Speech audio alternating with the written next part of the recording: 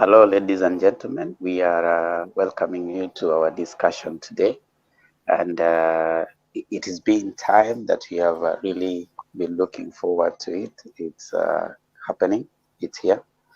And we want to invite you to share widely this debate and the link to your friends and family.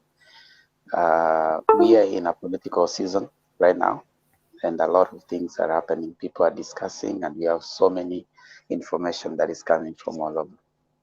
But today we are taking this time, as we have always been having this forum, to debate on thematic areas and issues that are taking place in our country. We want to take this time to inform, inspire, and engage all of us. Kindly keep your comments coming to us. Any questions that you want us to ask our panelists as we engage for the next 1 hour. And with us today, I have Wekesa, who will be coming in to debate on the side of ODM. And then we have Ndeto, Honorable Ndeto, who will be coming to debate on the side of UDA. Welcome, everyone. And for now, just take us straight on. I want to invite Ndeto to give us an opening. Okay, thank you so much, Vemba. It is really a privilege to have such an opportunity in Mutua TV. So let me take this opportunity to greet all our supporters, all our followers. I come from Kinangop constituency, so I greet all the people from Kinangop who are watching this show. As well, I greet all Kenyans, and I believe it will be a healthy discussion. This is where I am anticipating to educate a lot of Kenyans on what is happening. And I believe that we young leaders, we are the next generation as well. We are people who are really depended upon so that to take this country to another level. So thank you so much. Thank you so much, Ndeto, for that opener. I want to welcome Wekesa to give us his opening remark. Wekesa? Yeah, good evening, viewers. My name is Wekesa Eric, as you have heard. I come from Bungoma County. I reside in Machakos County. I am an ODM member, and I just want to say my relationship with ODM doesn't begin today. It begins way back from the days of NAC, and as we formed the second, the group that brought the second liberation. And so I have come a long way with that, and I've stuck with that decision.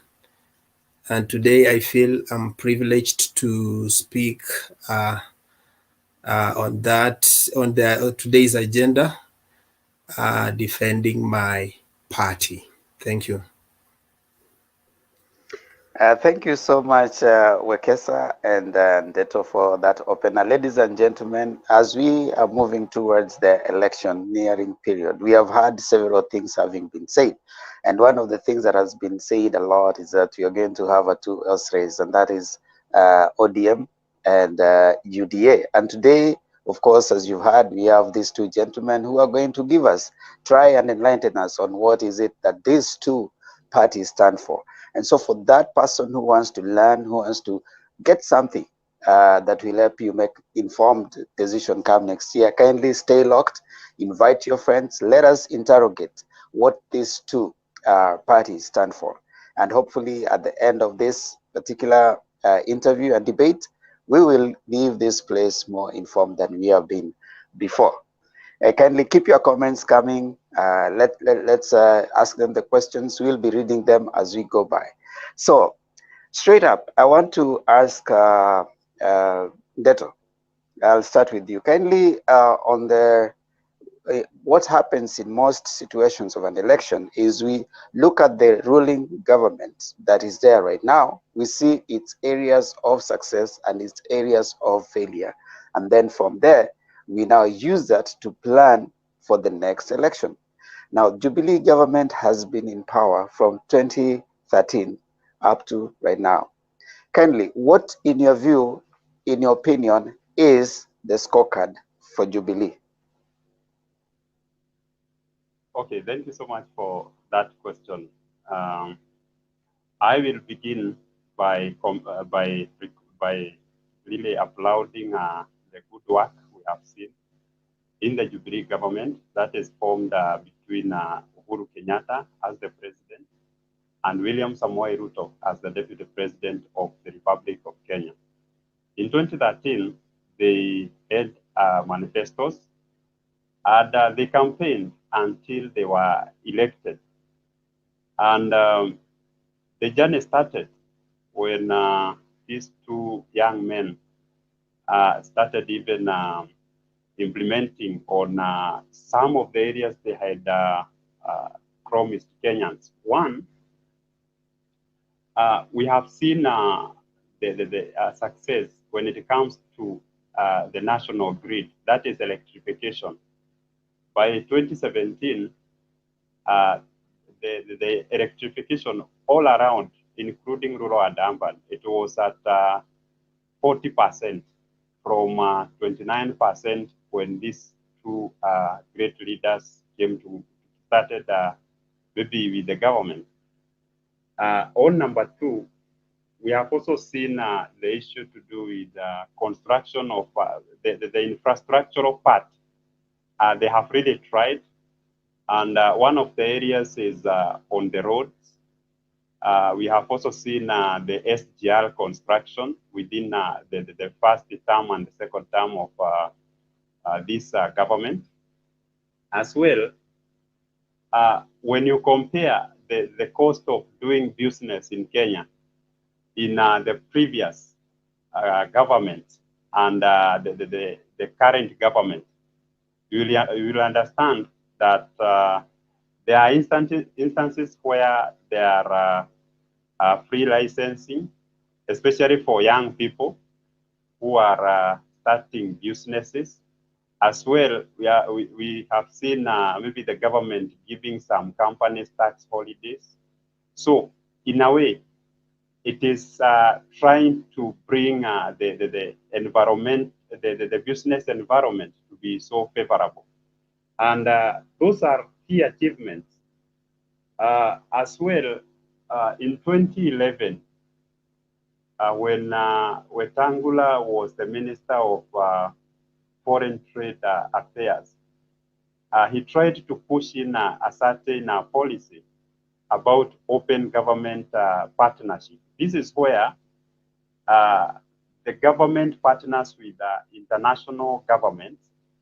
So I was talking about the open government partnership, but it was really faced with a lot of challenges because these people tried to submit the action points or action plan 2 times and they failed. It came to succeed in 2016. So, and there I see a very big opportunity with this kind of government partnership. This is because, you know, we have very many graduates, for instance, and we are asking where these people can be employed. I think one of the areas the government have an opportunity, although I've not seen it happening, is through this kind of policy. Because they can sign agreements, then they can be supplying labor force, maybe to those nations in need, so that to ensure that all these things are met. So those are the key achievements, I would say. As well, in the education sector, we have seen that transition of the 844 to the CBC, which I believe it will come with a lot of advantages, especially in the issue of the skills, skills impartation to young people and also to our children. So let me finish at that point. Thank you, Ndeto. Wekesa, what's the scorecard for the Jubilee government, in your opinion? Thank you for the privilege to share information based on that question. I want to say that 3 minutes to talk about maybe the achievement of Jubilee may not be enough. But however, I'm just giving a scorecard generally. So I will put it in 3 perspectives. One is in leadership, and 2 is in vision or manifesto, and then 3 is in inspiration of the nation. So one, on leadership, Jubilee has, I will not give it a credit as such. They have failed to give Kenya a direction when the constitution clearly gave us a demarcation of the role of the president and the deputy president, and generally the other leadership portfolios. We have seen that in terms of leadership guiding this nation, they failed terribly. The first term, they did very well. They worked together. We could see them coming out wearing the same shirts, and they worked in unison. They were brothers, actually. But even in the first term, they didn't really accommodate the opposition and help them to and give them room to deliver on their mandate. Yeah. But in the second term, now things became worse. The president went on his own, and the deputy went on his own. That was the born of Tanga Tanga movement. So in terms of leadership, they have failed this nation. And they need to look that will be in the historical books of this nation, that Jubilee didn't guide us in the right direction. They took too much time bickering and testing each other's strength in this part of its second term. In terms of vision and manifesto for this country, yes, they came and pledged to us they are a digital government. They are going to ensure everything is digital, including giving us our kids laptops. But they did not manage that, although inside of infrastructure, they have managed to move. In the first term, they moved around 3,000 roads, and then second term 5,000.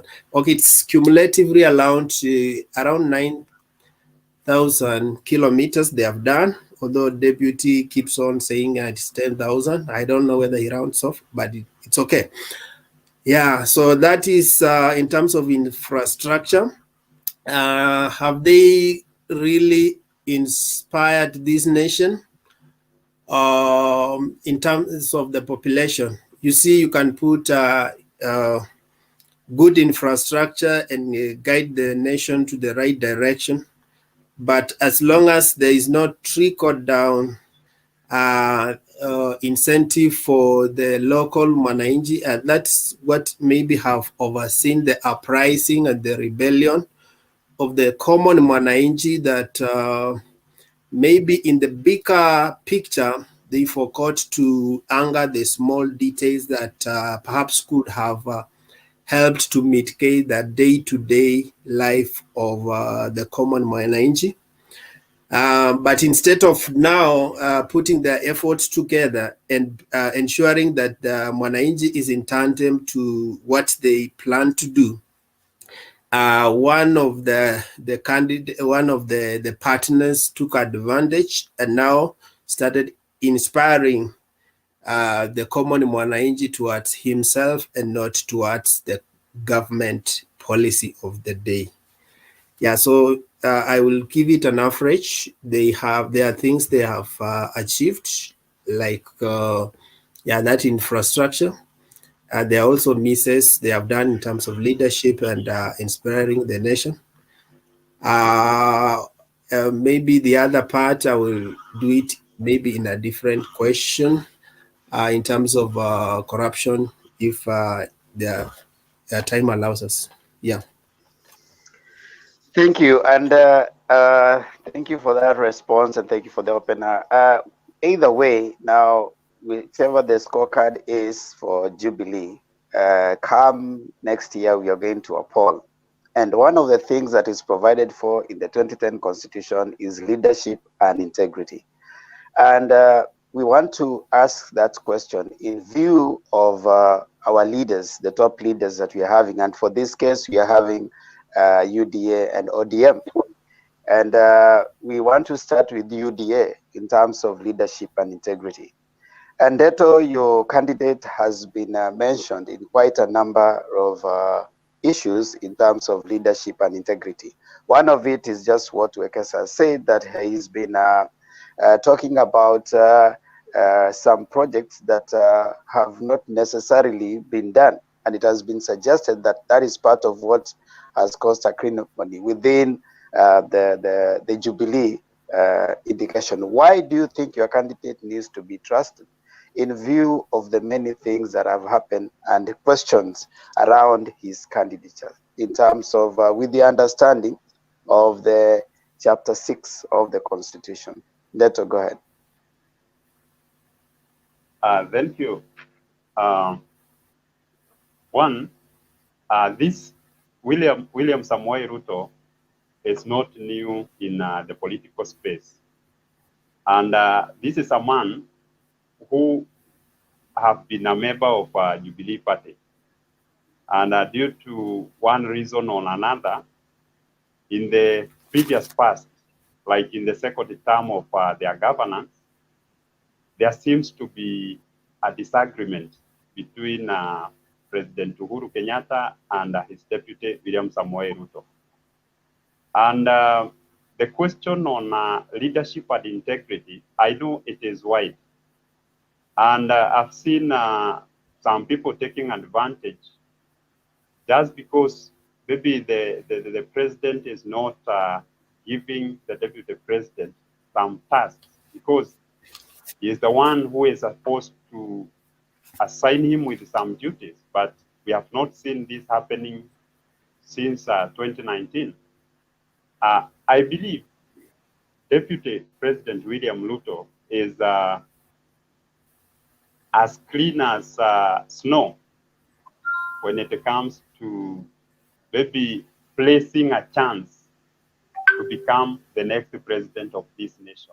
Reason being, you know, if we say that the reason why the leaders will be elected come 2022 is because they do not have issues to do with criminality or issues to do with corruption, then no one will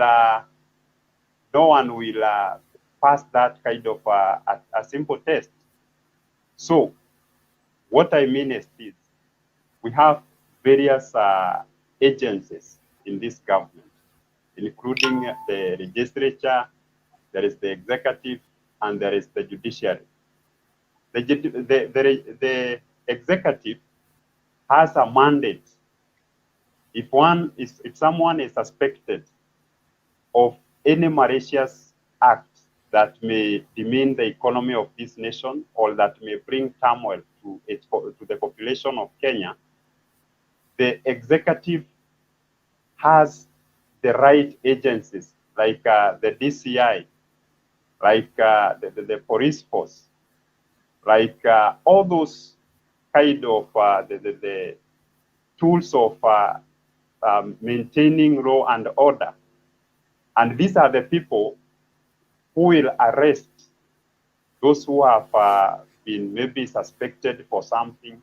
Then they are taken to the relevant bodies where they are engaged to maybe the judiciary, and in a way they are tried.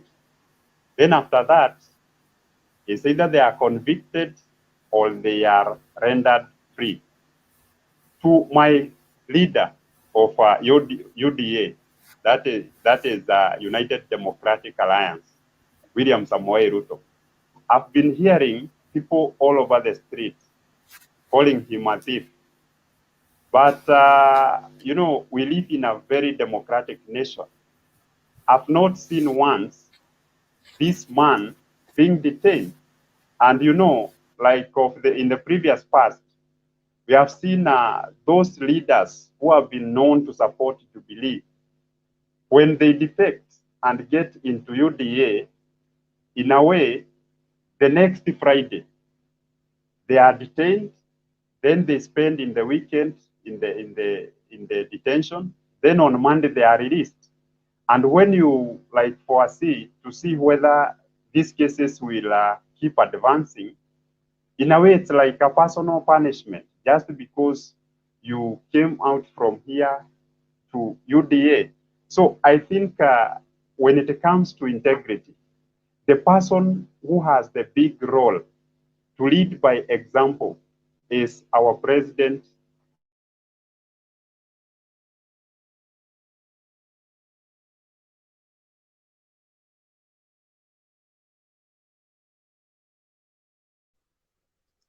Sorry, viewers. I think his network has is fluctuating. So you're back. Okay, make your point then. Yes. In 1 minute. Okay. Yes. Okay. Thank you. So I was saying that when it comes to integrity, like Uhuru Muigai Kenyatta promised the nation that they will have auditing on when someone was elected, there is a certain amount of wealth that this person owned. And to date, you will find the wealth has accumulated. To some, it is at a supersonic speed that they have grown their wealth. They have grown their wealth. So we need to understand, did this even happen? Was the president audited? Was the deputy president audited? I only saw an audit through the Interior Cabinet Secretary the other day when he was summoned to meet the committee of the parliamentarian to explain why he reduced the number of security guards to William Samoei Ruto. That's the only time I saw someone being audited. Like they could tell us that this is what William Samoei Ruto owned. And from that, I did not see anything that was said that William Samoei Ruto owned through bribery. The rest about other things like Weston, it's something that has been outspoken all over. But, you know, this is a man who has sold a land on a willing buyer, willing seller, but maybe they did not do the right check in the registry of the land. And in the process, the land had issues to the person who had sold for him. So, and that way, you cannot say that the owner of the land, that owner of the land is corrupt just because the land has issues. I think the person who was previously the owner of the land should be the one now to explain what are these issues that we hear about. So, in terms of Chapter 6, I believe that one William Samoei Ruto qualifies to be the next president of this nation. Thank you. Of course, there are questions that will get time to ask each other now.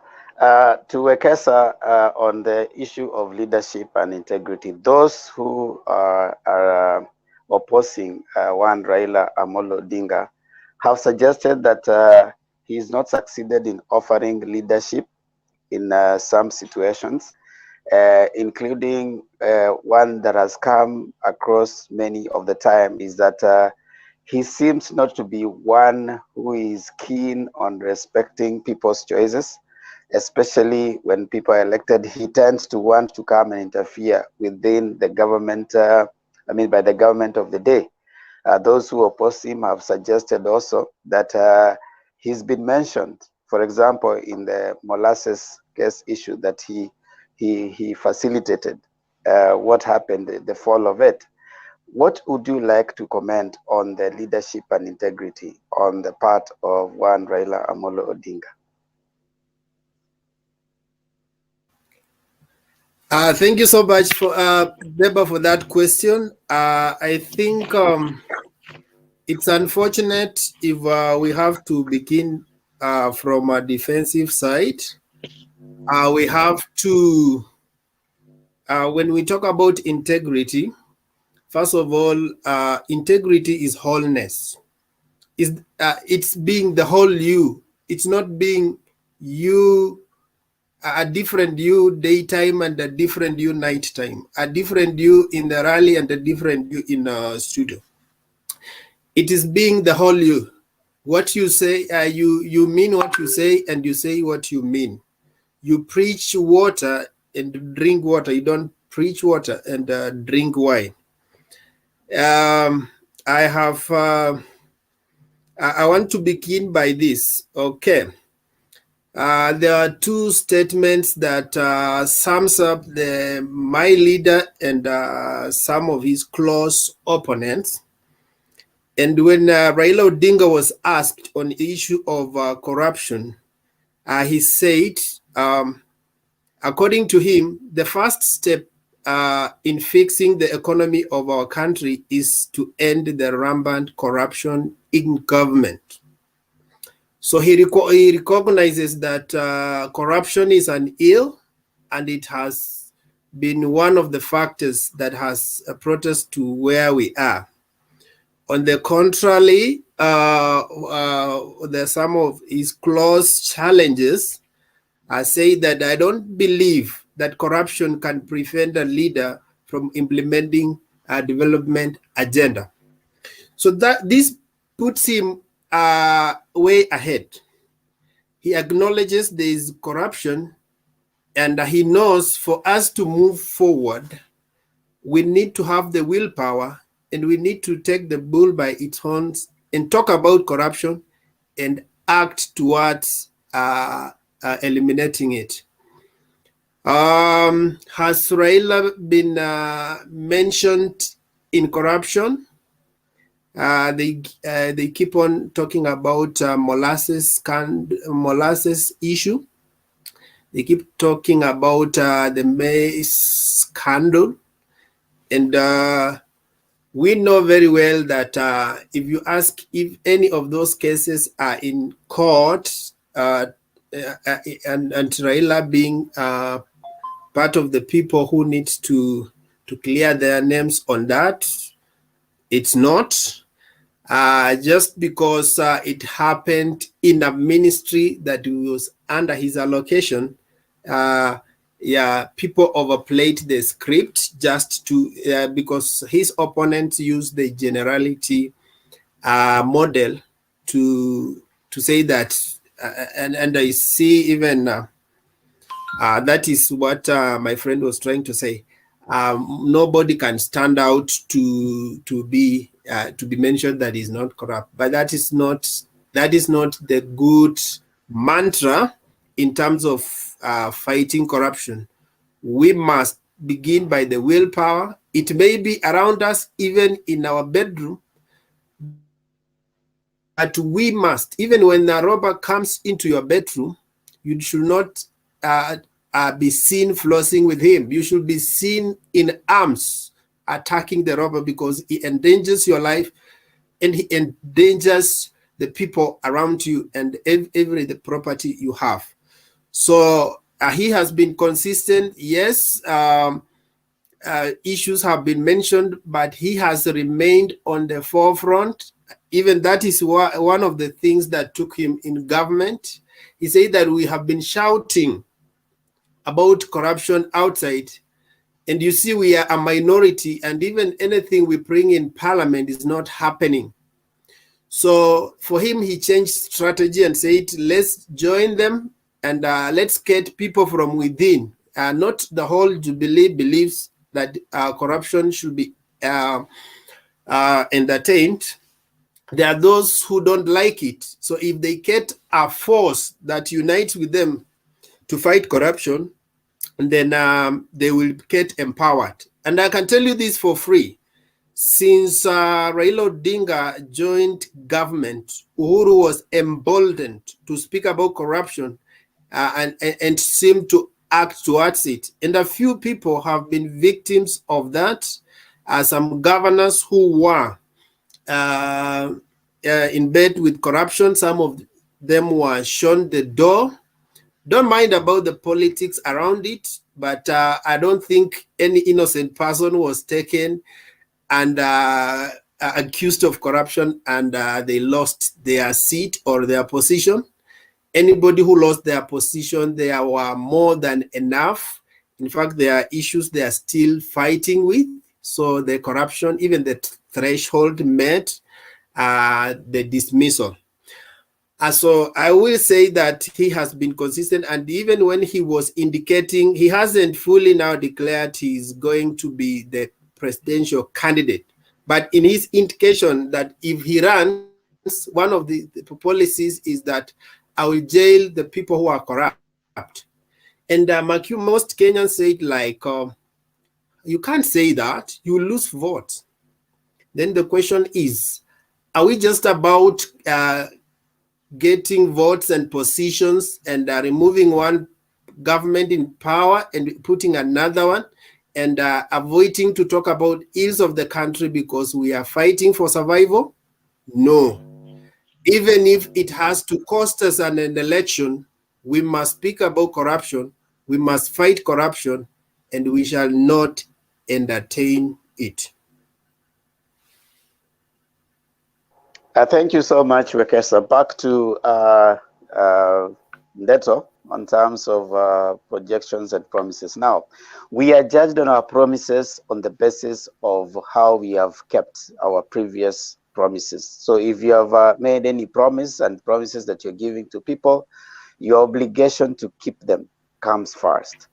Now, the Deputy President of the Republic of Kenya, whom you support, has been known to have made promises and some projections to the people.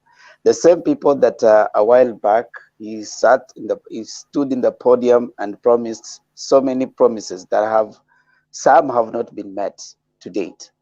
Without getting into the excuse of I've not been given work, I'm not this. What should you say? How do you want us to judge him in the basis of the promises? Number one, he's saying that is more concerned about Boda Boda and Mama Mboga. We have not seen him in any podium endorsing any Mama Mboga for any seat.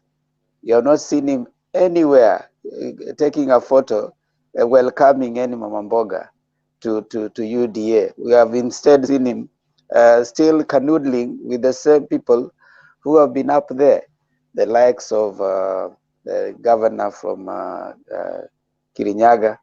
You know, they are the ones who are being given cups after joining UDA, but he has not taken any photo with anyone.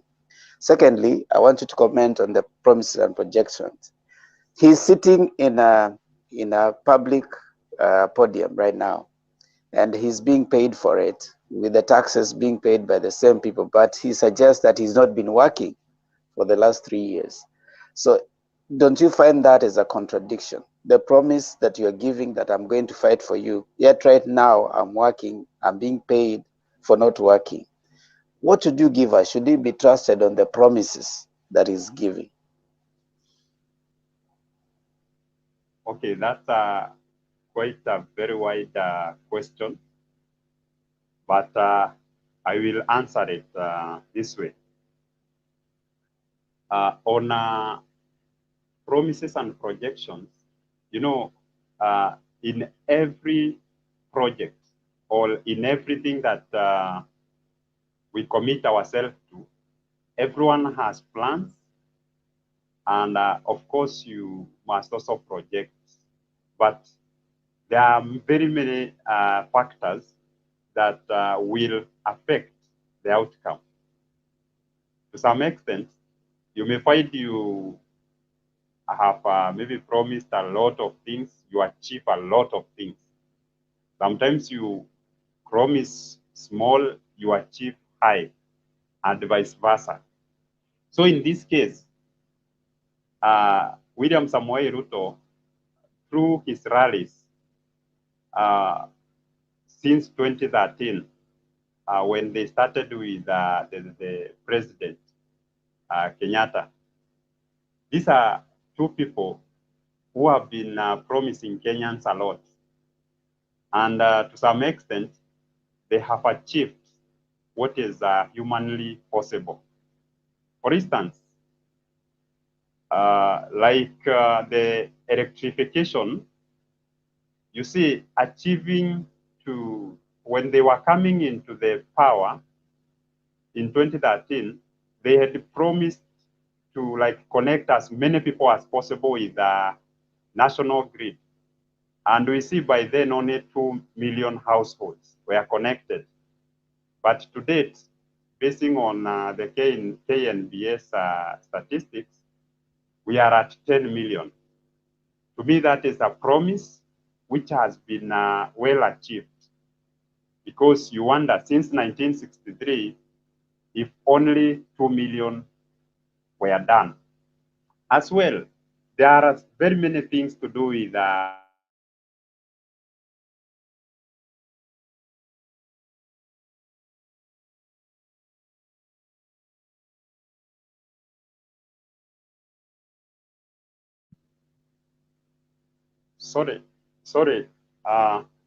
I am saying that as well, there are very many promises around the economic warehouse, where we have seen these two talking about making Kenya a good habitation for business.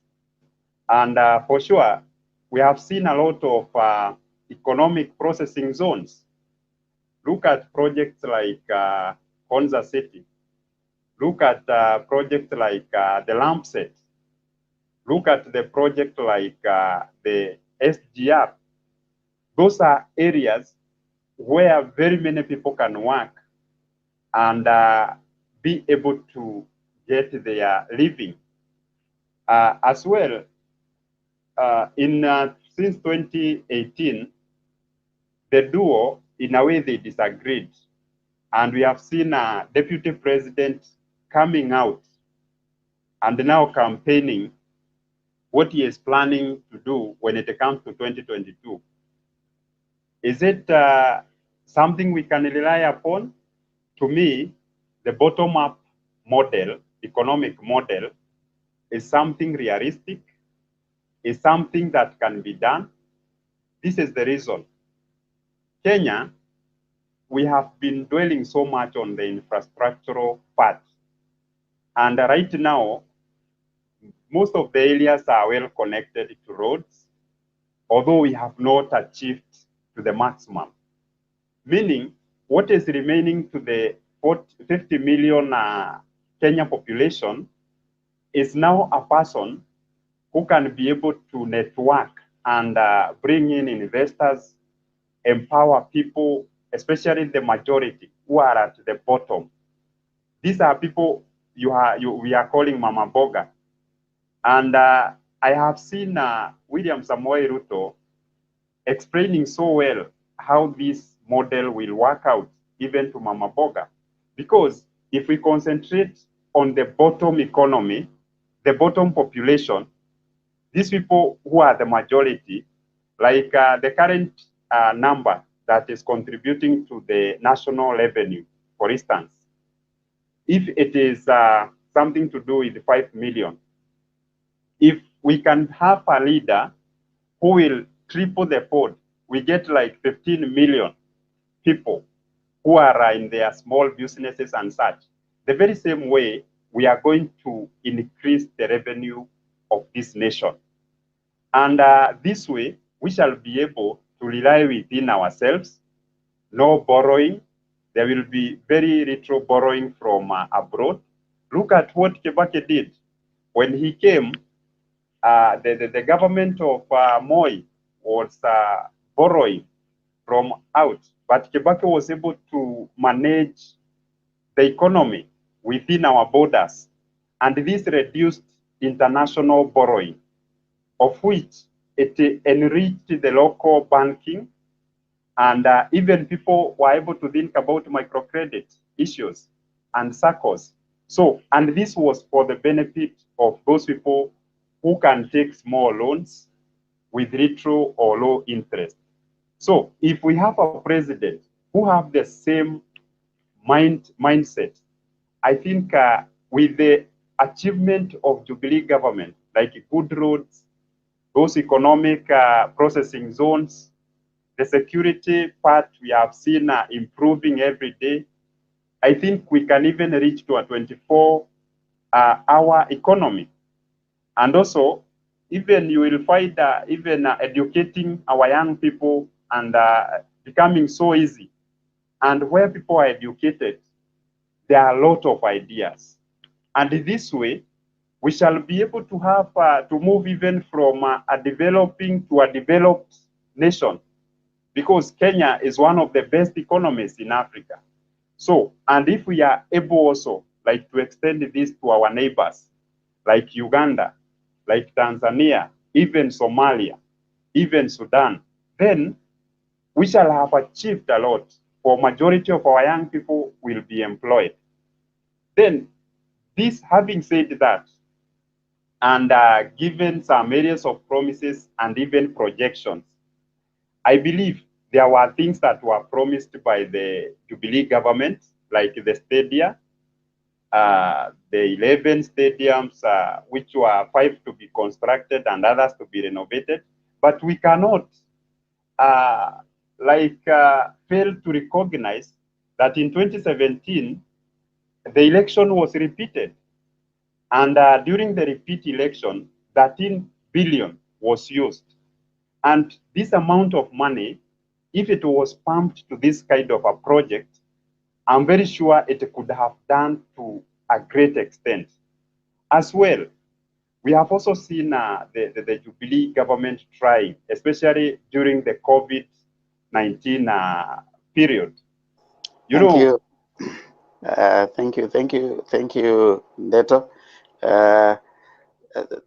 We will have further time to explore that. Wekesa, I want you to come in. It is suggested that the promise that Raila Amolo Odinga made about 6K was a knee-jerk reaction to the campaign by UDA that they are going to be empowering Mama Mboga. So he came up with the promise of the 6,000. So how genuine and how practical is the promise in the basis that it hadn't been thought after before? I mean, it was a thought after, it was not thought before the UDA one came. So I want to comment on that and also speak into the realization and the achievability of the other promises that have been given by ODM.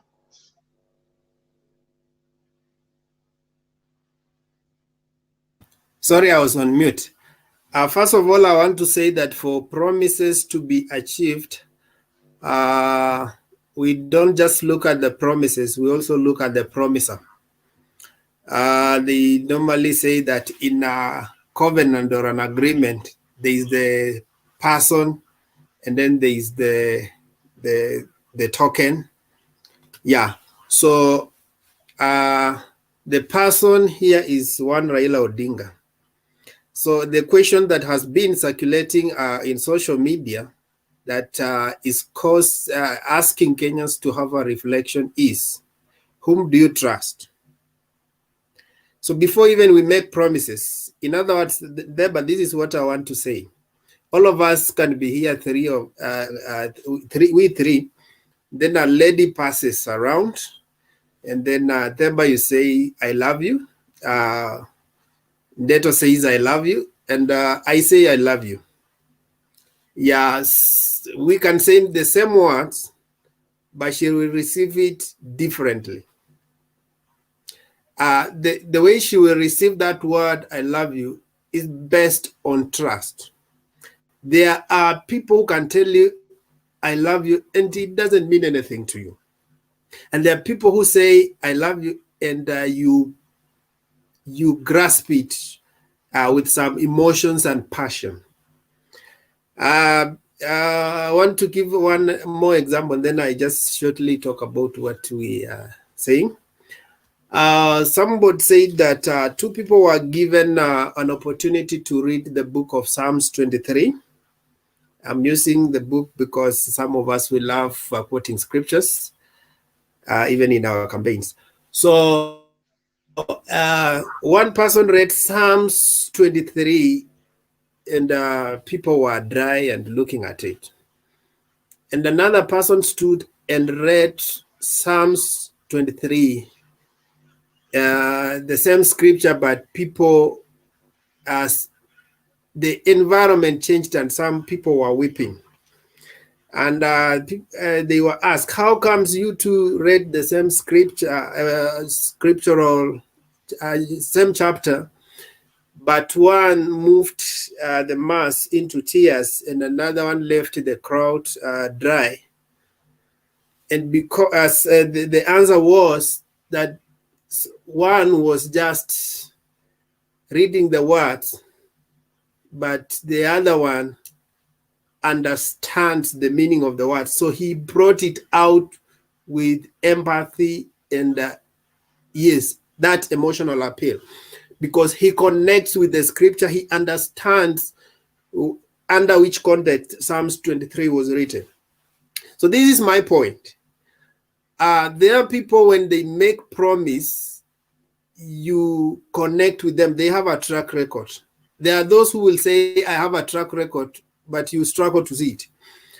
Raila Odinga has been fighting for liberation for this country, and he was consistent about it, and we caught the fruits of what he fought for. We are enjoying it. Part of it is the democracy and the freedom we are enjoying, even the freedom to abuse him. We caught from him and the rest of the group that we are with. Raila Odinga, when they came in power 2002, they promised free education, and that team delivered. They told us about CDF, and they ensured it happened. When he was given the Ministry of Roads, within 3 months, the buildings were down and the roads were being constructed. So we call him Enigma because of his character. He doesn't just speak about things to entice us. He actually demonstrates them. And he has demonstrated leadership through his life, and he lives his character intertwines with his promises. When he has been in government of Jubilee, his focus was on corruption, and we have seen what they have done. So the reason that, in fact, because corruption has become a campaign tool for 2022, simply because there was a fight against corruption and there was a reaction over the same. So when he promised us to change the constitution, NAC actually promised us to change the constitution in 100 days, but it was not possible. But however, they championed in 3 years. So that is 2005. They did the constitution, although it was rejected. He didn't give up. They followed up on 2010 until we achieved. They have come up with BBI to get some economical changes and balances, like 1 man, 1 shilling, to balance the equation. Though the court stopped it, but he hasn't given up, because he sees that this thing is important for have a society that is fair. So he says they will follow it up until the Kenyans get what they want. So he is one guy who pursues. On the other hand, there are guys who promised us laptops. They forgot about it. They are not pursuing it. They forgot about it. They have come up with another promise. So in fact, today's not standard Taifa Leo headline was coming up with a comical headline that Ruto ahidi kenye Uhuruto walishindwa kutimiza. So we cannot keep on promising people and changing the semantics. When we say that bottom up is realistic, in a smart objective, we have only picked one thing. The question is bottom up. Is bottom up specific? No. Is bottom up measurable? No. Is bottom up time bound? No. The 6,000 Kenya shillings that Raila Odinga promised, he actually told us where he's going to get the 6,000. He said, I'm going to have the 25% budget cuts. And then I'm identifying the 2 million families with 4 members each. It's around 8 million people will benefit from that fund. So he did not say that, okay, when we get in power, it's inawezekana tu in a blanket statement. He went to the specifics. When you ask our friends whether they understand what bottom-up is all about and the specifics, they don't have. So are we able, now when it fails, we cannot account, we cannot bring them to account for what they said, because they haven't given us the specifics that we can follow up and say that this one you said you deliver. But they are talking on it in general terms. So that's where the problem is. And also this idea of promising and then changing the promises in between, it breaks that cycle of trust in our psychic. Yeah, so that's what I would say in terms of promises. It is easier to promise, yes, but Thank you. You need to show a track record of delivery. Thank you. Thank you so much, Wekesa. Now I will want to allow both of you I will want to open the floor now, both of you, to either seek for enlightenment on what someone has said or rebut something that someone has said in the next few minutes. So we'll go with you first, Ndeto, if you want to seek clarification or ask Wekesa a question. Okay, thank you so much. And before I proceed, you know, UDA is the youngest party in the town or in the village. And I believe people are continuing to, like, the popularity is growing. And we are not just asking for followers. We are asking people to support us so that we make our point. I have listened to my contender. This is Wekesa. And I think to some extent, you know, he is talking of bottom up, meaning even himself, he understands that in Kenya, what we need is a model that will take our country to the next level. My question is this. You know, Wekesa, you are really supporting one Honorable Raila Odinga. This is a man who has ever been in opposition. Look, in 1982, this is a man who opposed, and he was even detained for reasons that all of us know. Look at 2007, even after purporting to have said Kibaki Tosha, you see, it's like he said Kibaki Tosha because he had some expectation to be endorsed in 2007. 2013 opposition. But whenever he comes like in terms with the incumbent government, the handshake always like benefit him as an individual, because where are the people who are close with him? Where are his supporters? I once visited Busia, and still there are muddy houses. You know, are you telling me that these are not taxpayers? Muddy houses, they are forgone by time. So why do you think that this man will be something more different if he becomes the next president of the Republic of Kenya? It's like, don't you think he will be like so much on a revenge of those who have not been allowing him to get there? Or what do you think? What kind of economy is Raila Odinga? Like, what will he bring so different in this nation if he were to be given a chance?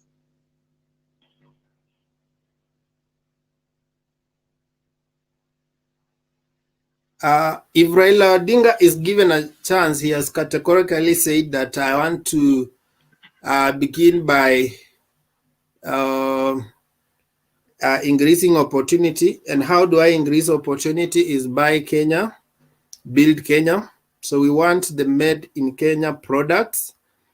If we do that, if we can create more manufacturing industry, then we increase opportunities for people to be empowered economically and have employment opportunities. Did Raila betray Kenya when he participated in 1982? No, I think that was the politics of the moment, and as liberators of the country, they saw that it was the right thing to do. However, even if you look through history, the government has not found any evidence to prosecute them. Did Raila do anything wrong by saying Kibaki Tosha? No, he did the right thing, because in that moment, Kenyans were hungry for change, and if they would allow selfish appetites, people could not have made a decision. Just as we are seeing our friends, maybe in Oka, they have been together for quite a long period. Maybe they need someone who has that foresight to say Kalonzo Tosha, Mudavadi Tosha, so that they can move forward. The guys are going. There was an opportunity in Israelite nation where they went around the same mountain for 40 years. So sometimes leadership is being pragmatic, being yes, having that pragmatic leadership where when you find people cannot decide, you help them to decide. So he broke the stalemate because after he said Kibaki Tosha, everybody was excited by the decision. Why? A leader also needs to have a good judgment. You need to look at the situation and give a solution that everybody else agrees with. Was there any fallout after he said Kibaki Tosha? No, because it was the best decision. Just as there was a time when Marende made a decision and we called it Solomonic wisdom. So when you make a decision and everybody rallies behind, then you have the grace of Solomonic wisdom, and we thank God for that he did it at that time. Concerning maybe the poor and the muddy houses, I don't think there's any, without any good government policies, we can. That's why the Jubilee came up with a Big Four, and one of the major thing in the Big Four was about improved housing, affordable housing. So that can only be a major government policy that seeks to do to transform the face of our nation. It cannot be at the MP level. An MP cannot transform a constituency with the CDF fund in terms of the people. The CDF fund is limited to what it does in a constituency. But at the national level, we can transform housing based on the broad spectrum policies like affordable housing. That part of it was being done in Kibera, and we have seen there are phases that look nice because the national government looked into that. So he's seeking for that platform so that there can be that affordable housing and there can be transformation of lives across the nation, not just a few maybe who comes from his constituency. Thank you so much, Wekesa, and thank you, Ndeto, for that question. Wekesa, you go next. You want to rebut or you want to ask Ndeto a question? Okay, yeah, I want you to ask Ndeto this. Why does your political side of the wing is always in appeal to sympathy? Like you approach politics from a weaker point of view, like you are victims. You want people to sympathize with you. You appear to be the ones the government is against. You appear to be the ones people are uniting against. You appear to be the ones people are fighting corruption against. Why do you approach politics in that platform? Okay, thank you, Wekesa, for your question. One, I will tell you that in 2013, there is a promise that the duo assured the people that we will vote for Uhuru in 10 years and William Samoei Ruto in for 10 years. The tenor for President Uhuru is diminishing and we are coming to an end. We will phase out next year. Then we are left wondering, will the 10 years of the deputy president come to materialize? And the answer is, it will. You know, in politics, there are a lot of strategies. And sometimes when you see maybe the majority of the people, they belong to a certain demographic, you know, you have to keep doing your research well to see if people remember what was promised. And, you know, sometimes it is the opposition side that misunderstands our way of politicking. I was saying that the opposition side are the same people who take us to this kind of direction, and they think we are seeking for sympathy, which it is not. These are the people you will not fail to hear them talking about thief, as if our judicial system is dead, as if we do not have the law and order, those people who maintain law and order. I have not seen anything done very bad to people in through the UDA kind of the affiliation. We have been seeing DP Ruto supporting the law in the community. These are the Mama Boga and the Boda Boda circles. We have seen him also giving a word of advice or comforting them when necessary. So we are not under anyone's sympathy. We are just selling our policies and our manifestos that we will use come 2022. Ndeto, thanks so much for that question. Though I don't know if Wekesa has been answered. His question was coming from the. Okay, go ahead. Go ahead, Wekesa. Yeah, my comment is on his Yangu Kumi and Yake Kumi. I want to say this. I think the reason why you guys have not had confidence to ask for Yenu Kumi is because you did not allow the other person to finish his 10. When I say mine 10, then yours 10, then you have to allow me to run 10 and ask for your 10. But if I run 5 and you begin your next 10 years, so you lack the audacity and the moral authority to ask for 10. You may show this sympathy to the voters to vote for you because you are betrayed, but in the real sense, you guys betrayed the deal. Go ahead, Ndeto. Okay. You know, Wekesa, we should not go into corners here. This is the reason. Do you know why President, in a way, came to disagree with his deputy in 2018?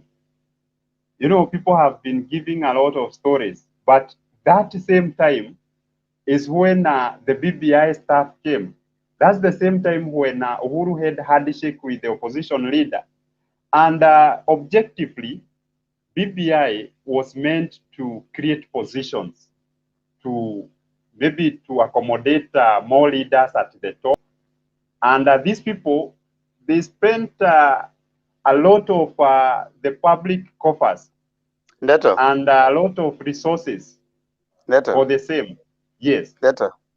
I would want to Yes. keep listening to you, but I would like us to separate facts from fiction.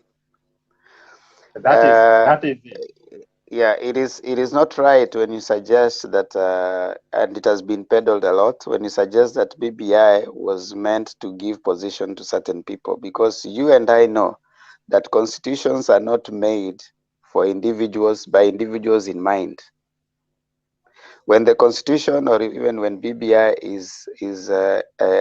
if whichever changes and amendments are made to a constitution, is not made with anyone in mind. It doesn't come with anyone's name. I want to take you back to Constitution 2010. When the 2010 Constitution was coming in, the Deputy President, William Samoei Ruto, was against it. He led the no campaign. Now, when it came into promulgation, it was promulgated and it became the Constitution of Kenya. The first part of it was there was a president and a deputy. Remember, we had a president and a vice president who was under the control of the president. 2010, the constitution came in and said that the deputy president will be elected together with the president. So when the constitution is coming, it doesn't come with anyone's name written on it.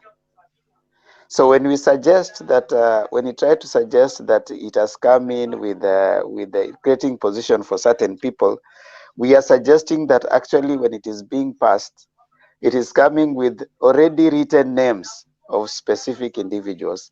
I don't think that is true, and we need to run away from peddling that. That is a good campaign against the BBI, but not giving people facts out there, unless that is your intention right now, which is not our intention. We need to separate facts from fiction at this point.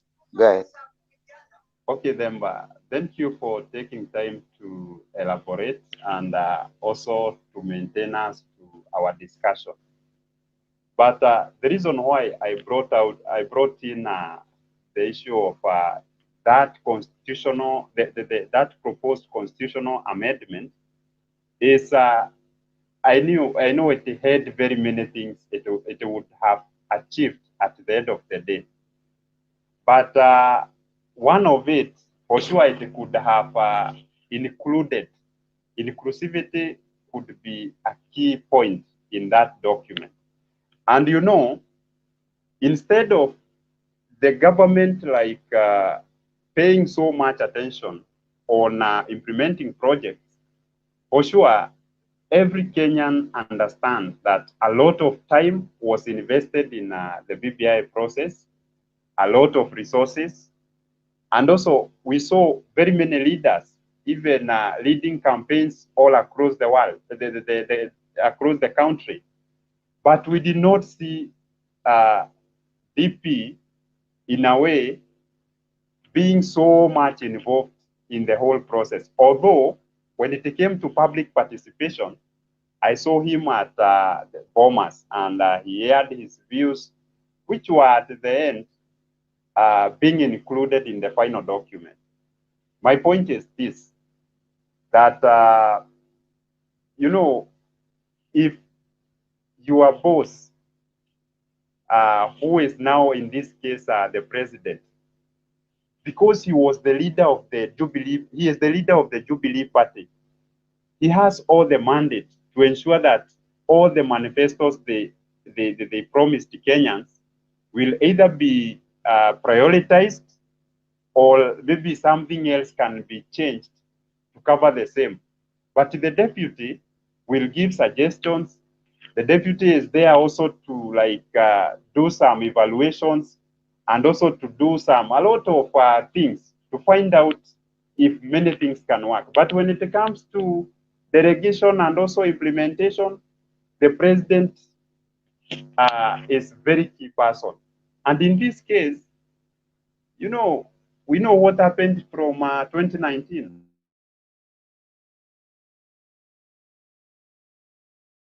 I think he has gone again on the fluctuating.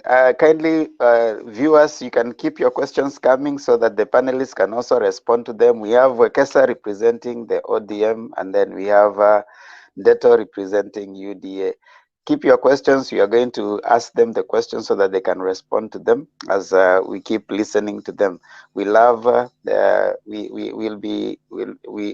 know there's some who want to come in, But this is a special, it's called In My Opinion. This will be happening every Thursday, where we have two key debaters from whichever party. If you have Oka, if you have any other party that is interested in 2022 and will be coming here to debate, only two individuals between 10 and 11. In my opinion, this is first edition, in my opinion. And those who are with us, and if you are joining right now on the studio, is Wekesa for ODM, and we have Honorable Ndeto for UDA.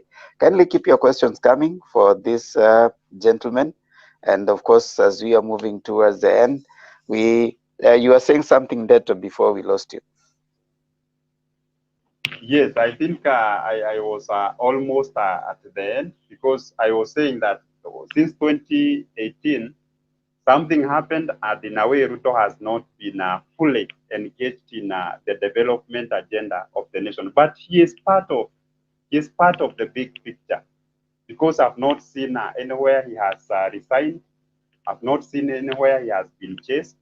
So meaning, maybe it's all about media stage managing. Maybe these people are very, very strongly held together. We never know. Maybe it is us who are blackmailed. Maybe Uhuru Kenyatta and William Samoei Ruto, they are still together.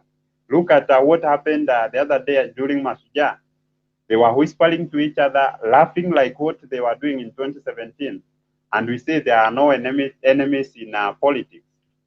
So I look forward to vote for Ruto, because as a young leader also, I would like also to ensure my people are empowered through the bottom-up economic model. Thank you so much. I want to allow Wekesa maybe to give a rebuttal before I ask us another question. Wekesa, go ahead. And yeah, go ahead, Wekesa. You are saying something? Okay. Yeah, I wanted to respond on first. I want to say that my friend Ndeto, you will do justice to the viewers if you give them your political analysis of situation. You cannot come here and tell the viewers that maybe they were doing.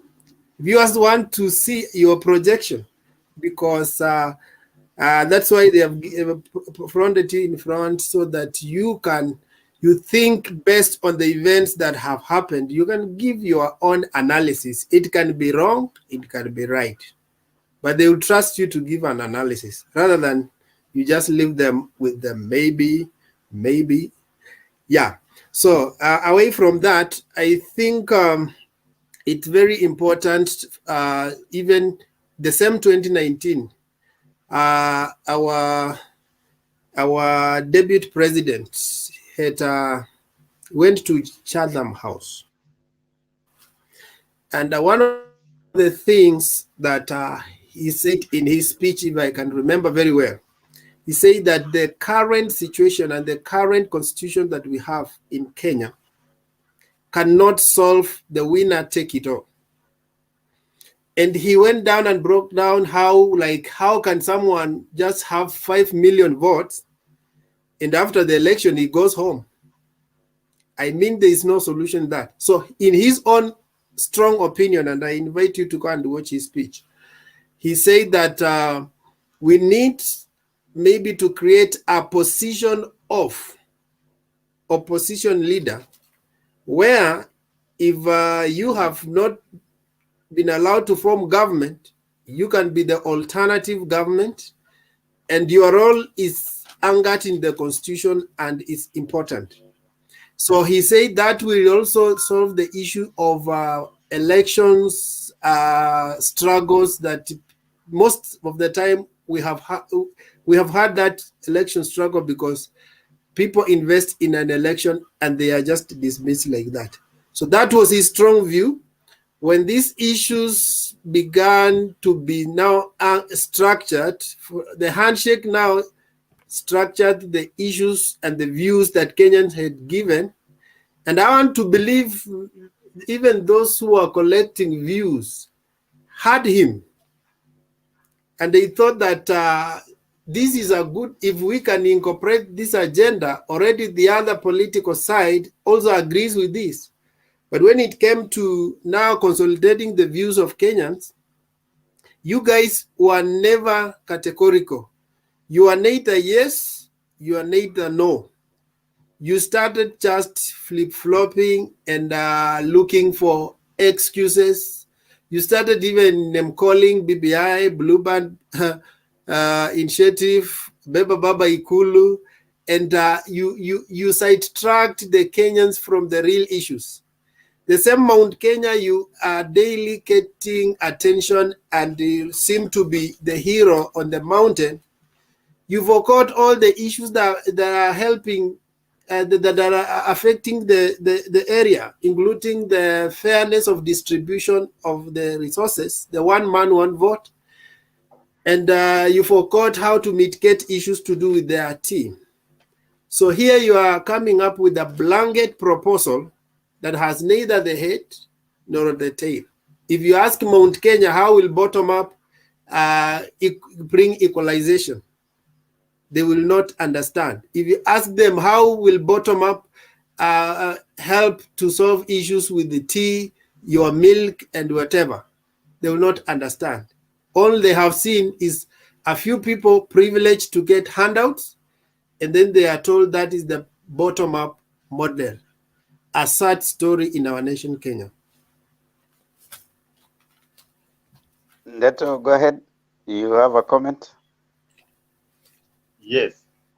One, I will start by, there are people who are asking why Kikuyu hate Luos, and let me make it clear. Kikuyus are good friends of Luos. We do business together, we intermarry, we go to schools together. I think this is a thing passed by time, so, and it cannot be used as a tool to like propagate anything. Ndeto, I saw that question and I didn't want to ask it because I don't think it is the truth. The truth is there's generalization that Kikuyus hate Luos is something that has been pushed out there, and I didn't want to look at it and even to comment on it because it is passed by time. Not all Kikuyus. Kikuyus have married Luos and Luos have married Kikuyus. So it is a propaganda that has been created there that Kikuyus hate Luos, which is not true. So I just wanted that to leave it rest. The other questions that I'm going to ask you later, I saw that comment, but I didn't see whether it's really significant in my view. Okay, go ahead. Okay, thank you. Then to to comment on what Wekesa has just said, Wekesa is also too general that, this bottom-up economic model has nothing to benefit people of Mount Kenya with. And I can tell you that is a wrong placement because in Mount Kenya, this is where we find the backbone of the economy, farming. These are the tea producers, coffee producers, vegetables, and everything. And basing on the scenario in our country, there are counties at this moment which are undergoing hunger. Look at Northeastern. Look at some parts of the Asal or the arid and semi-arid lands. They like every time are caught up with the issue of drought. And I've seen a lot of potential when it comes to production in Mount Kenya. I think what we need is a president who understands the dynamic of every region. What can be produced where? Like in Mount Kenya, if we see people like where I come from in Kinango, if we see a leader who is prioritizing like the cold chains, where milk can be put, also the things like fresh vegetables can also be like stored in large amounts, where even something like potato, things like maybe all such kind of things. If we see where they can be, their shelf life can be prolonged, we can fight this thing we are calling hunger. We can also fight things we are calling unemployment, because I believe the people or the farmers, what they are farming through maybe the government cash transfers and such, or small loans, they will be able even to repay because they are guaranteed that their farm produces in a way will not get to waste. So that way it will also create even the international market because we shall be able to export some fresh vegetables in large amounts other than what is there. And this is another line that can create a lot of jobs among the traders. So for bottom up, for Mount Kenya people, we have a lot we can benefit with it. And if our production is upscaled and also it is somehow managed in a way that nothing is getting to waste, then it is the best economic hub. I did not mean that areas like coast, also the western side, they also have very good, they are also very good producers of other products, which can also be prioritized. And even our industries can be able to receive raw materials from these farmers or those producers. And in a way, we shall have the Buy Kenya, Jenga Kenya, where we are producing our own clothing, our own even these things, simple things like eggs that we import from our neighboring countries. That way we shall build our economy and very many people will get jobs. And this way the government will be able to collect a heavy revenue where we shall repay our loans easily, we shall be able to build our economy, and everything will come into order. So that is what I have to say for Wekesa. Thank you. Thing is connectivity that you talk about. What does it mean to connect people to electricity when they cannot afford the bill? KPLC is the highest, and right now people are suffering because of the bills that they're getting. So why talk about connectivity when the same people cannot afford to pay the bill, and the same people you're talking about that you want to empower because they have bad, the economy is low. So you see the irony when you mention that as an achievement, even in the talking. The Weston Hotel that you talked about, you kept on saying that the deputy president, the other person should have done his own due diligence, and the deputy president could not know. He has admitted in his own way. Now that's a fact. He has admitted that yes, that farm, that land was not his. They had in a negotiated agreement that he pays certain amount of money. Does it give you show you someone who is not in his position as either is always been in government? Does it strike you as funny that he could not do due diligence to a land he wanted to buy? And if such a person at his position he could not do due diligence before buying, what makes you think he needs to be trusted in the process of even other engagements? Finally, you and I know that the deputy president has said that he's concerned about Mwananchi. Now, the same deputy president who is concerned about Mwananchi has gone ahead to start early campaigns. So for 4 years, he's been campaigning, and he needs other 5 years. So he's been campaigning for 5 years, 4 years, or 5 years, let's say, asking for 5 years to rule you. Don't you find that is also ironical? I'll ask you to comment on that as we give you. Let me also pick other questions. Finally, in a particular rally, Kangata came and said that we are the ones who fought for 1 man, 1 shilling, 1 vote. These are things that were contained in the BBI. He's also saying that as a governor, we are going to do certain things that were actually within the BBI. The deputy president has suggested, and they are the ones who said that some of these changes can be done or made within parliament without necessarily having a referendum. The deputy president has been known to have said that he has 153 MPs on his camp. What has made him not, because they are saying that why can't we implement those things right now? What has made him not tell these people to go and make those changes in parliament right now? Why wait until after the election? So I wanted to comment on those, and then of course we'll start giving our closing remarks from the other side. Ndeto. Okay, thank you so much. I will try to be very brief on your various observations. Thank you so much also for pointing them out. One, when I said that at Busia, people are still thriving in Bande houses, I meant, and also you have brought in that in Mount Kenya, a good number of people are still wallowing in poverty. That's a fact. But also the level of poverty level, the poverty level among people is something that we should be concerned about.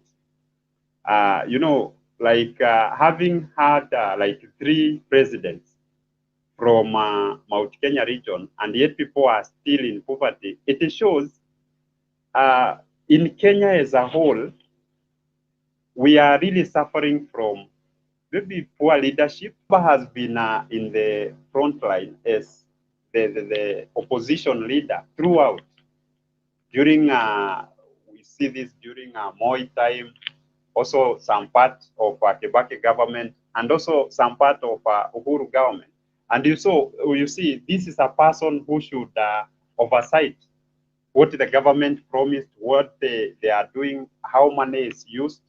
So in a way, I wonder at this time that he is now in partly in the government, is it a benefit to his people? Maybe yes. And when he becomes the president, the other day I saw this person we call Junet uttering some political statements, which had started even to bring a lot of issues, you know. So we need a president who will ensure that development is done all over, not some part of a nation. As well, you pointed about the KPLC thing. You know, there are key shareholders in these organizations. It is also a government parastatal. And, you know, when the economy goes down, the government has its way of getting more money. And one of it is so unfortunate. They get to electricity and petroleum products, like you saw the other day. So I think it's just to recover the big debts that they have accumulated since 2013. Also, the issue of Ruto has been campaigning for 4 years. Ruto has not been campaigning for 4 years. DP has been following projects. You know, as a principal assistant of the government, one of his role is to follow up what the government has started and to ensure that it is rolling smoothly so that he can give a report back to the president. Ndeto, the reason why I call the two of you here is so that you can help the listeners, and you are contradicting yourself. When you started, you said that it is the role and the work of the president to assign the deputy president work. And according to you, he hasn't been assigned any work in the second part from 2018 to date.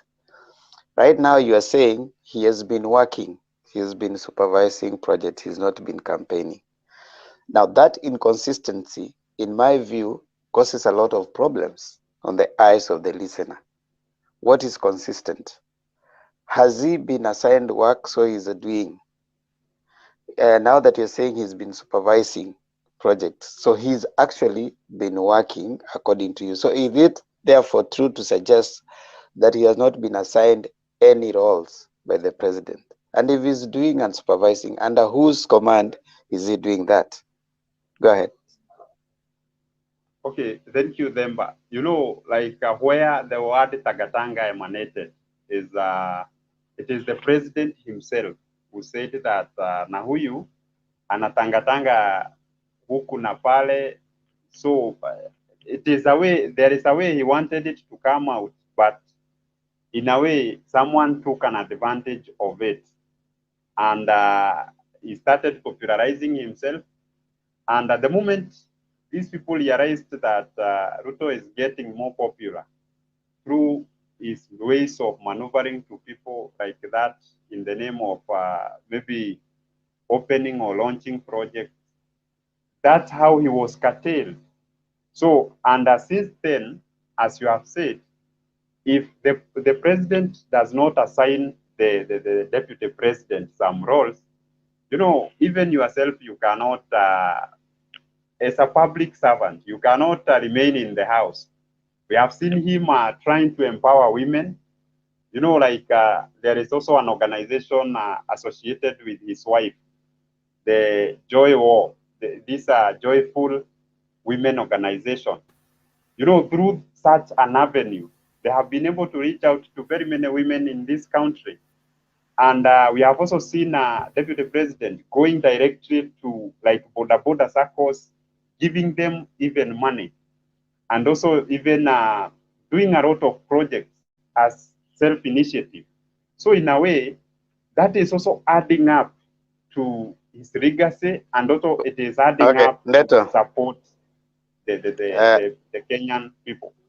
Thank you, Ndeto. Wekesa wants to come in. What is it, Wekesa? Yeah, I think let's face it, Ndeto. Under all rules of management, there is a chain of command, and there's only one commander in any chain. So when you tell us that the deputy president was taking advantage of the project of the government, where he is the deputy and there is the boss, to become popular, even at your workplace, if your boss realizes you are using your work to achieve, that is what we call conflict of interest. So in other words, you are telling us the deputy president of Kenya has no problem with conflict of interest. And actually that is where the name came, that we have a structured way of doing the projects and implementing them in stages at a specific time, so that by this time we were launching this project and our legacy will be safeguarded. But for him, he wanted shortcuts because he wanted to score he wanted to score political marks, of which he wanted to use for 2022. But he forgets that if he just supported Uhuru Kenyatta to accomplish what he's supposed to accomplish, by the way, people will look at it and they say Jubilee has achieved. They have a scorecard, and he can still use that for the next campaign season. But going against your boss's desire just because you want to get, and at the end of the day, you still want a support from him, it doesn't make sense. So are you trying to tell us that it's okay to be disrespectful to your boss? Are you trying to say that it's okay for everybody to run a government within a government? Because we cannot go and ask Jubilee scorecard based on Uhuru and Jubilee scorecard based on Ruto. No wonder he is telling us that UDA has a track record, because he doesn't want to associate the achievements to Jubilee. He wants to associate it to himself. And actually, he can boldly stand out and say that UDA has a track record, now competitors wangu hawana. You see where you see the confusion is bringing. And for me, he wants just to score political marks, but not necessarily standing out as a leader to be trusted. And Ndeto, maybe as you give a final comment, when convenient, the UDA people say that we are a young party. When convenient, they say they have a track record. So if they are young, if a child is born today, how do you talk of experience? So I wanted to give that comment because in about a few minutes, we'll start giving our winding. And any question that you want to ask Wekesa, please. Okay, thank you so much. You know, Wekesa is a smart politician, and in a way, he can smartly twist what maybe the opponent has to counter. And I did not mean that Ruto was not working.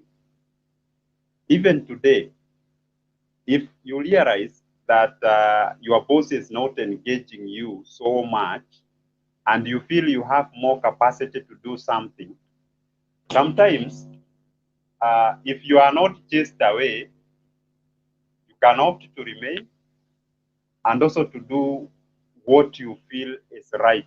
Because at every opportunity or every job, there is a JD or job description. So, and you clearly know your roles. So whether you are assigned or you are not assigned, your mind should always keep reminding you that this is what Kenyans need. This is what you need to do to the people. And to me, that is what the deputy president has been doing. Yet he shifted from his office. He went to Karen. Okay, so let me ask you now. Now he had to do, just before you conclude, he had to do an alternative by coming up with his own projects or implementing his own project. Now, at which budget was he using? Did he have, does he have a personal budget, or are you using the government, the one government, Jubilee government budget? No wonder we are talking about these generals is using pocket money. So do we use pocket money to do government projects? And are those government projects really? Wekesa, something, a point of clarification. The office of the deputy president is always funded. Whenever a budget is read, like the last time I checked, I think this time round the budget was reduced in every of the sectors due to COVID, and I think this office was allocated something to do with 1.8 billion there. So in a way, operational most of the activities you see the deputy president doing, he has not been using much of his money. In a way, he is also using the government resources. And that's why what he does has not been rendered illegal. That's why his boss cannot be able to counter him 100% because he knows that his office is something legal. It must be funded. And what is meant to do, he will do after all, because he is allowed by the law. So having said that, I will conclude this whole thing by saying this, that if the duo are still together, the achievement could be even more felt among Kenyans. And also this issue of suspecting someone so much to a level that maybe you dissociate yourself with this person, sometimes it does not help, because those who are really maybe carrying the whole burden, it's not the leaders, because at the end of it, they are given their share, they are given their salaries. But the taxpayers, if there is no one to think about them, yet every month, every day, you have to buy something, there is VAT somewhere. Every month you have to be paid, there is pay somewhere, and other deductions. So these are the people we are saying, whether a certain person is maybe suspected to have conducted what, or is suspected to have done something, let us find a leader who can ensure that the greatest good of our people is met. And we also have a very strong organs. Look at the judiciary. So let us not take Kenya as so down. No, we have very strong organs, pillars, which can reinforce what is missing in the executive. Some of them say because Ruto was elected with the president, so he can't be sacked, which is true. That's a constitution. His is a constitutional mandate. So I think that is there. Thank you so much for those who joined us. Now I want to invite our panelists to give our closing remarks so that now later we open the studio to discuss whatever it is that happened today. So we'll start by Ndeto and then we come to Wekesa. Ndeto, go ahead. Okay, Demba, thank you so much for your patience, for your good question, and also for the opportunity. And Isaac Mutua Ndeto is an aspirant come 2022. This is in Nyandarua County, Kinangop constituency. Therefore, I'm really appealing to my people to this time give a person who has an idea, a person with a vision. They entrust me with their votes so that we can be able to move our economy to the next level. I believe through reinforcement in education, reinforcement in the farming projects, reinforcement in electrification, truly reinforcement in road networks, and also creating a wide market network. I believe that is what Kinangop people need as well. Pertaining to today's discussion, you know, every day I say we learn as much as we can. And I appreciate so much people from the ODM, as I also keep also inviting more supporters to come to UDA, because it is the only party with manifesto. It is the only party that is telling Kenyans what they have on the table, something practical, something that can be done. And it is the only party that come February next year, when the parliament will break, we shall see a lot of leaders coming in large numbers, so that to really support the big idea of building the economy of this nation. So thank you so much, and I appreciate for the opportunity. Thank you, Ndeto. Okay, Wekesa, kindly give your closing remarks. Yeah, I want to urge our viewers that 2022 election is coming, and it's a significant election. It will be a choice between day and night, darkness and yes, and light. It is a choice between rhetoric and practical application of what we have learned. When people tell you they have a track record, yeah, the track record cannot be far away from their character, because what we practice daily transforms into our character. Our daily habits becomes our character. So when people have no character and they tell you they have a track record, then they are telling you you are comfortable with my character and you can entrust me over your leadership. I want Kenyans to look at Raila Amolo Odinga closely. He has been consistent from the days of his youth. He has been fighting for democratic space. He has been fighting for good governance. He has been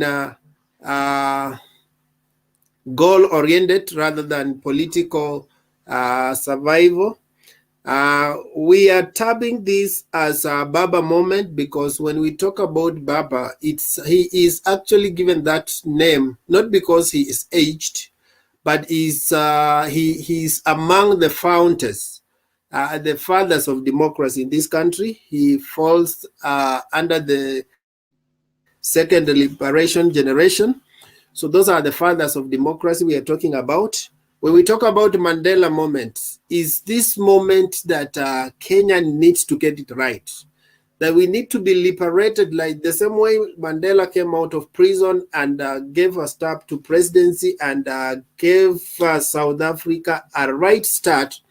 We want Kenya, which has been going in circles on many issues, to be anchored on the right leadership, Baba is anchoring his campaign on Azimio la Umoja, which means that this nation, despite our 42 tribes that seem not to be coherent, seem to be antagonizing each other. When you look for a job, the first name betrays you.